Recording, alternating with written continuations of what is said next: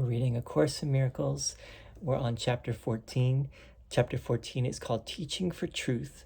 And this section is section 6, the light of communication. The journey that we undertake together is the exchange of dark for light, of ignorance for understanding. Nothing you understand is fearful. It is only in darkness and in ignorance that you perceive the frightening and shrink away from it to further darkness. And yet it is only the hidden that can terrify, not for what it is, but for its hiddenness. The obscure is frightening because you do not understand its meaning. If you did, it would be clear and you would be no longer in the dark. Nothing has hidden value, for what is hidden cannot be shared, and so its value is unknown. The hidden is kept apart, but value always lies in joint appreciation.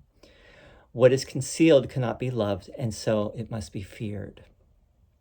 The quiet light in which the Holy Spirit dwells within you is merely perfect openness, in which nothing is hidden, and therefore nothing is fearful. Attack will always yield to love if it is brought to love, not hidden from it. There is no darkness that the light of love will not dispel, unless it is concealed from love's beneficence. What is kept apart from love cannot share its healing power because it has been separated off and kept in darkness. The sentinels of darkness watch over it carefully, and you who made these guardians of illusion out of nothing are now afraid of them. Would you continue to give imagined power to these strange ideas of safety? They are neither safe nor unsafe. They do not protect, neither do they attack. They do nothing at all, being nothing at all. As guardians of darkness and of ignorance, look to them only for fear, for what they keep obscure is fearful. But let them go, and what was fearful will be so no longer. Without protection of obscurity, only the light of love remains, for only this has meaning and can live in light. Everything else must disappear. Death yields to life simply because destruction is not true. The light of guiltlessness shines guilt away because when they are brought together, the truth of one must make the falsity of its opposite perfectly clear. Keep not guilt and guiltlessness apart, for your belief that you can have them both is meaningless. All you have done by keeping them apart is lose their meaning by confusing them with each other. And so you do not realize that only one means anything. The other is wholly without sense of any kind. You have regarded the separation as a means for breaking your communication with your Father. The Holy Spirit reinterprets it as a means of reestablishing what was not broken, but has been made obscure. All things you made have use to him for his most holy purpose. He knows you are not separate from God, but he perceives much in your mind that lets you think you are. All this and nothing else would he separate from you. The power of decision which you made in place of the power of creation, he would teach you how to use on your behalf. You who made it to crucify yourself must learn of him how to apply it to the holy cause of restoration. You who speak in dark and devious symbols do not understand the language you have made. It has no meaning, for its purpose is not communication, but rather the disruption of communication. If the purpose of language is communication, how can this tongue mean anything? Yet even this strange and twisted effort to communicate through not communicating holds enough of love to make it meaningful if its interpreter is not its maker. You who made it are but expressing conflict from which the Holy Spirit would release you. Leave what you would communicate to him. He will interpret it to you with perfect clarity, for he knows with whom you are in perfect communication. You know not what you say, and so you know not what is said to you. Yet your interpreter perceives the meaning in your alien language. He will not attempt to communicate the meaningless, but he will separate out all that has meaning, dropping off the rest and offering your true communication to those who would communicate as truly with you. You speak two languages at once, and this must lead to unintelligibility. Yet if one means nothing and the other everything, only that one is possible for purposes of communication. The other but interferes with it. The Holy Spirit's function is entirely communication. He therefore must remove whatever interferes with communication in order to restore it. Therefore, keep no source of interference from his sight, for he will not attack your sentinels. But bring them to him, and let his gentleness teach you that in the light they are not fearful and cannot serve to guard the dark doors behind which nothing at all is carefully concealed. We must open all doors and let the light come streaming through. There are no hidden chambers in God's temple. Its gates are open wide to greet his Son. No one can fail to come where God has called him if he close not the door himself upon his Father's welcome. Okay, this section is called the light of communication. We could start backwards and just say, to put this all in simple language, as simple as possible. Darkness is our ignorance. And our ignorance is a willful ignorance. But it's so unconscious because it's due to the egoic conditioning that we're not even fully aware of, how pervasive that conditioning is. When we bring the light to the darkness, we all know what happens, right? The darkness is dispelled. The darkness, again, is ignorance, and light is understanding. When you bring the light of understanding or the light of communication to the darkness, the communication that was blocked is now not unblocked, and you become more aware of something that you weren't able to see until that point. That's why, like with A Course in Miracles, for example, as you do this work, you will start to see things that you did not see before. And we all know this, we all know the phenomenon. You could call it synchronicity, but you can call it, it goes by different names. But when we open ourselves to a new idea or a new concept or a new word, we start to see that word everywhere, right? It starts to pop up everywhere. We're like, oh, okay, I didn't see it before. Right? It wasn't even part of my vocabulary.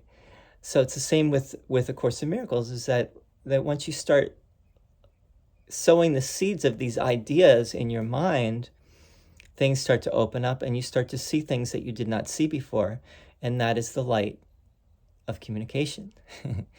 What Jesus is communicating with us is it's showing us things that we could not see before on our own, or we didn't even realize were there. And imagine what it would be like if any idea that we weren't aware of, comes to our attention, and then a whole new world or a whole new vista or horizon opens up for us. It's pretty amazing how that works. So Jesus is also saying that, it's either one or the other. It's guilt or guiltlessness, right? It's ego or spirit. It's fear or love. The two cannot exist together, just like light and dark cannot exist together. When light comes to the darkness is no more. So when you bring the guiltlessness to guilt, the guilt will be no more. But if you keep them separate, what Jesus is saying is, if you compartmentalize and you think that well, some people are guilty, and I'm kind of guilty, but then you see other things as guiltless. Like if you see a child as guiltless, for example, this is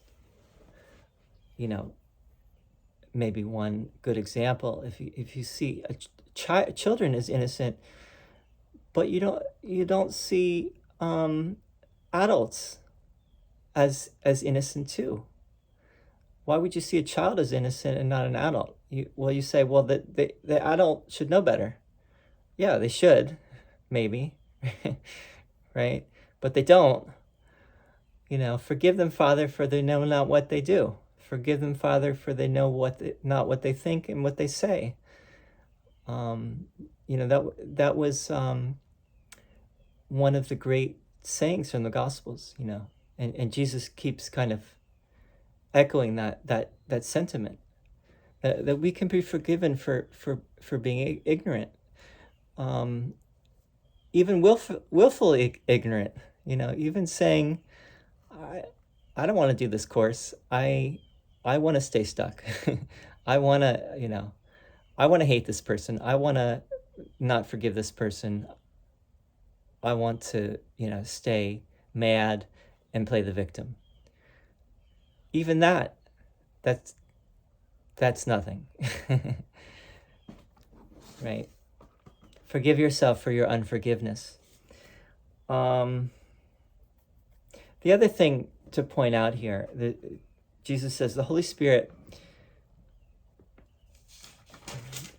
you have regarded the separation as a means for breaking your communication with your Father. The Holy Spirit reinterprets it as a means of reestablishing what was not broken but has been made obscure. So in other words, this is another big theme in the Course, which is what the ego makes, which is separation, which is a universe based in separation. The Holy Spirit can use that to bring you back. It can use anything and everything to bring you back to reality again. There's nothing here that cannot be, there's nothing broken that cannot be used to bring you back to the unbroken, the unbroken chain, the eternal reality. So the Holy Spirit can use everything. That's why with A Course in Miracles, you don't necessarily need to go anywhere special. You don't need to go to a monastery or go to the forest or go on this long retreat. But anything and everything can be reinterpreted if you only let it. And that's the other theme throughout the Course, is that everything is up to you and what you choose, right? Everything is up to you.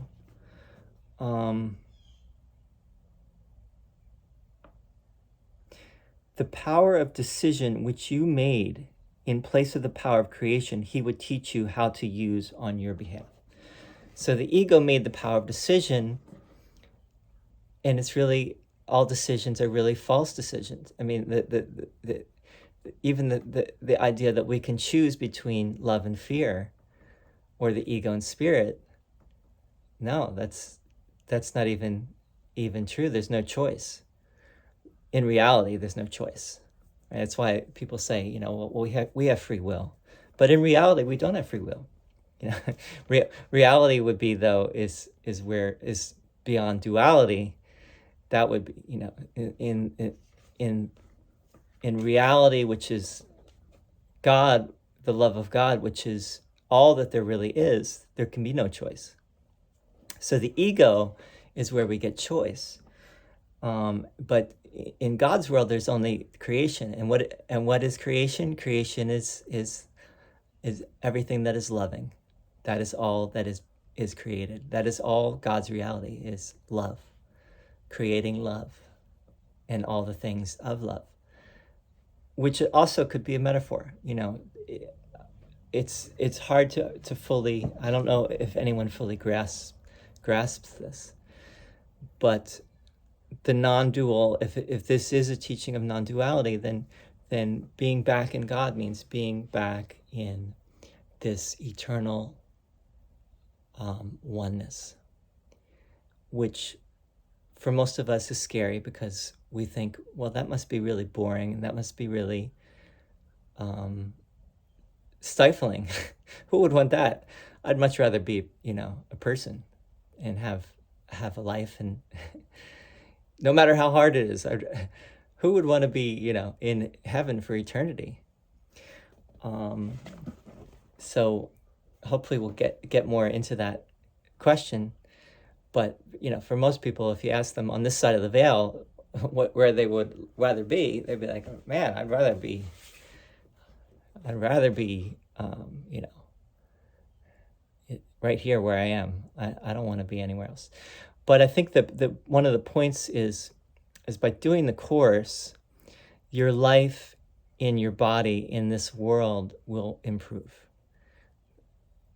And it might get worse before it gets better, but it will get better. You'll feel more joy, more peace, more acceptance, have better relationships, probably be more successful because you won't have so many issues and blocks, and you'll get along with people better, and things will flow.